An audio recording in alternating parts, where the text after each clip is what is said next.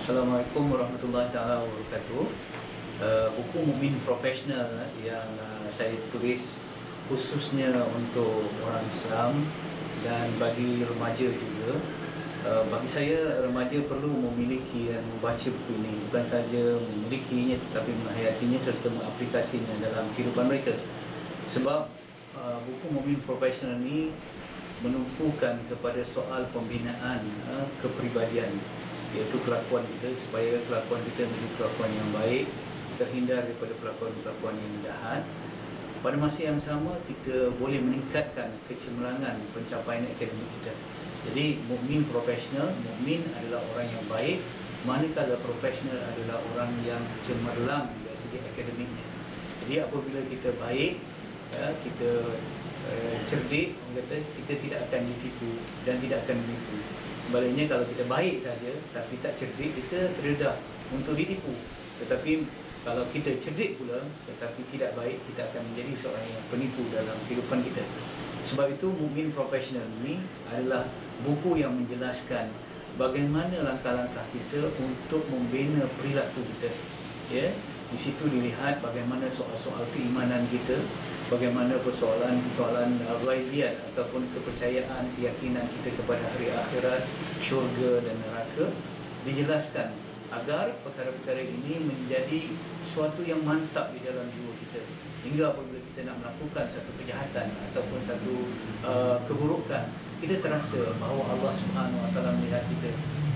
Kita terasa bahawa di akhirat Allah Subhanahu Wa Taala akan membalas segala perbuatan kita, sama ada kecil maupun yang besar. Ya, bukan itu saja, tetapi buku Mukmin Profesional ini membawa kita ke arah bagaimana untuk mempertingkatkan prestasi dalam pencapaian akademik kita. Bagaimana kita harus berusaha, kerana hidup manusia dan juga sebagai seorang pelajar, utamanya pelajar Islam, kita memikul dua tugas. Yang pertama sebagai hamba Allah, yang kedua sebagai khalifah di bumi.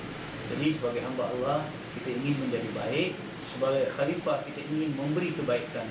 Mana mungkin kita boleh memberi kebaikan, ya, kalau kita tidak mempunyai kemahiran, kalau kita tidak mencapai prestasi pencapaian akademik yang tinggi, yang dengannya nanti kita diamanahkan untuk melaksanakan tugasan, tanggungjawab ataupun pekerjaan di tengah masyarakat. Kita harap kita akan menjadi doktor ataupun engineer, ataupun kita menjadi arkitek ataupun accountant. Tetapi tak cukup itu saja.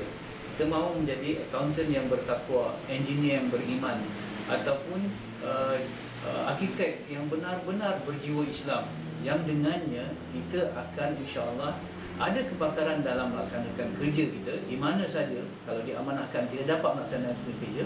Tapi yang penting kita ada sifat amanah, jujur dalam melaksanakan kerja. Jadi sekarang ini kita lihat di dalam dada-dada akhbar, diketengahkan ataupun terpapar bagaimana generasi muda sudah terdedah kepada rasuah. Ini sangat membimbangkan, ya. Rasuah bukan saja tidak menguntungkan masyarakat, tidak menguntungkan negara, bahkan dia tidak juga menguntungkan diri kita sendiri. Tidak ada keberkatan daripada rasuah. Tidak ada keberkatan bagi mereka dalam hidup, bagi mereka yang makan rasuah, ambil rasuah dan sebagainya. Jadi bagaimana kita nak supaya diri kita boleh menolak rasuah? Bukan saja kerana ada undang-undang, bukan saja ada hukuman, tetapi yang paling penting kita rasa Allah Subhanahu Wa Taala mengawasi kita, dan apabila kita mendapat ataupun mencari rezeki daripada saluran yang haram, kesannya hati kita akan menjadi resah, gelisah. Itu di dunia.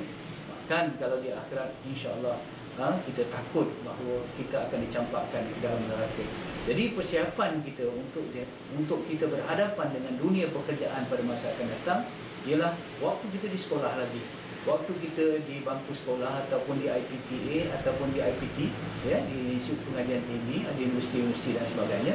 Jadi apa yang perlu anda miliki ialah bagaimana panduan untuk menjadi mukmin dan apakah panduan untuk menjadi profesional. Itu yang kita harapkan daripada buku ini. Artinya anda menjadi orang yang pintar, pada masa yang sama anda menjadi orang yang benar, cerdik dan baik. Mukmin profesional, itulah intipati apa yang ada di dalam buku ini. InsyaAllah mudah-mudahan anda akan memiliki buku ini, insyaAllah, ya, dan baca bukan saja dengan akal, bukan dengan fikiran, tetapi hayati dengan hati, insya-Allah. InsyaAllah anda juga boleh mendapati ataupun membeli buku ini melalui Storm Readers.